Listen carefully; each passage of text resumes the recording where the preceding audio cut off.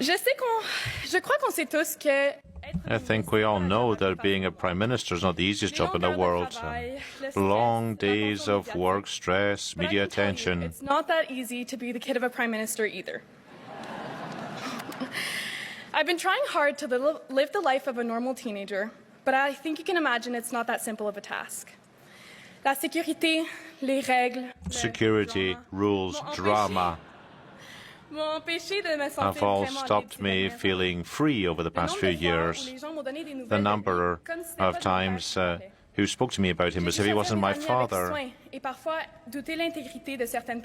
So that led me to doubt the integrity of some people. I've had some great conversations with my dad about the difficult situations I've lived through, and he never failed to make me feel better. He listened, and more than that, I knew he heard me. He understood me, because he lived through all that. The only difference is that back then there was no social media. Imagine constantly seeing your dad or even news about him as you scroll through your feed. I gotta say, I'm looking forward to seeing more of him at home and less of him online.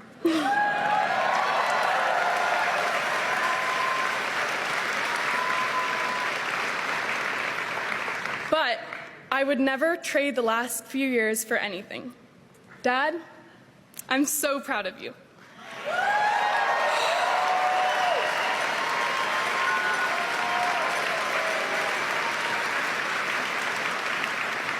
I'm so proud to have seen you fight for our country, for what you believe in, for what we in this room believe in. Fier de t'avoir vu. Proud to have seen you fight for those in need. I'm extremely grateful to have lived these experiences and grateful to those around me who have made it even just a little bit easier.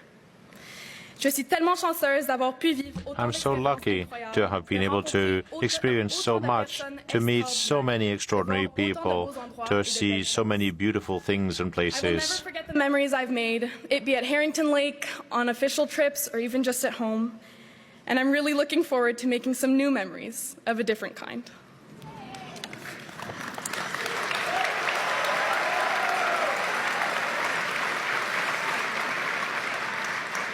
My brothers and I have shared our dad with you for the past 12 years. Now we're taking him back.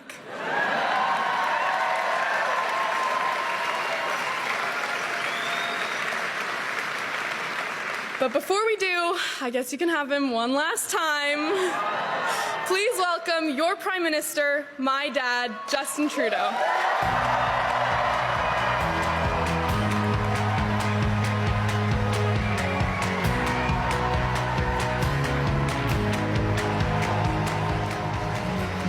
Okay, that was Ella Grace Trudeau, very put-together 16-year-old. I would not have been able to give that kind of speech at that age. And here's Justin Trudeau on what is undoubtedly an emotional moment for him. We will listen in and talk about it. Mes amis, bonsoir tout le monde. Hello, my friends. You know, as I look out across this room, I have just one question. How's the Liberal Party doing tonight?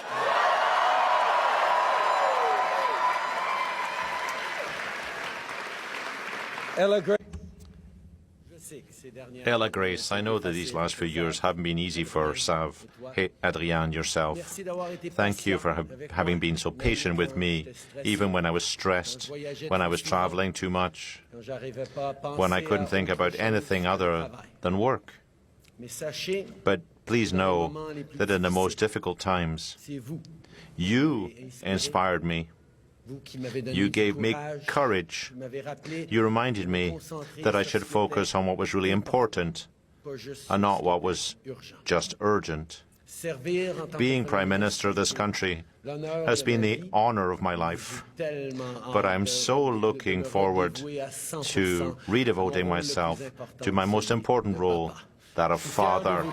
I'm proud of the three of you, and I love you above all. Now, sit down. Now, I can imagine that you're all expecting me to stand up and talk about all that we've accomplished together. And don't get me wrong, I am damn proud of what we've done over these past 10 years. for the middle class and people working hard to join it. But tonight is about our future as a party, as a country. Now, I know that we as Liberals, as a government, often get criticized by our friends for not taking a victory lap after we get something big done. We do something really big, and then we move on right away to the next challenge. Because as progressives, as Liberals, we know there is always more to do. So it is important to take the time to reflect on and share the big successes. But not tonight. Not tonight, because when Liberals gather, we're always focused on just one thing: the work that still needs to be done to build a country that stays worthy of all Canadians.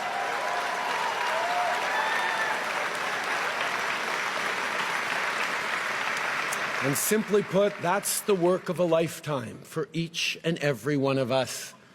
It's very simple. Liberals are dedicated to making this country even better, not because we think it's broken, but because we have an opportunity and therefore a responsibility to ensure that Canada stays the best country on earth.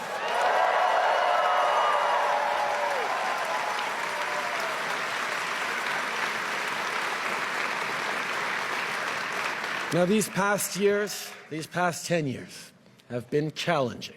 Crisis after crisis has been thrown at Canadians.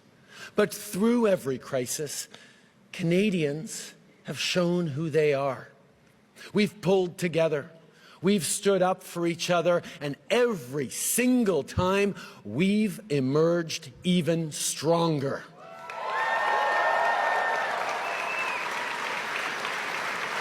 And now, as Canadians face from our neighbor an existential challenge, an economic crisis, Canadians are showing exactly what we are made of.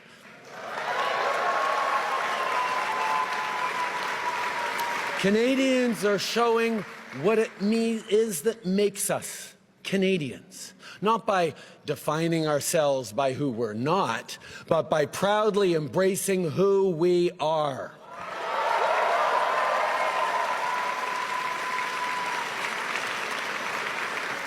We're a country that knows that standing up for everyone's fundamental rights is the only way to protect our freedom.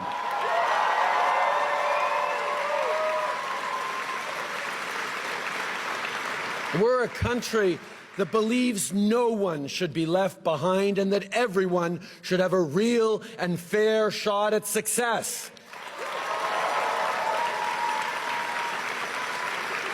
We're a country that refuses to accept the false choice between a strong economy and a healthy environment. We're a country that embraces reconciliation and Indigenous peoples as true partners because it is the only path to a shared, prosperous future.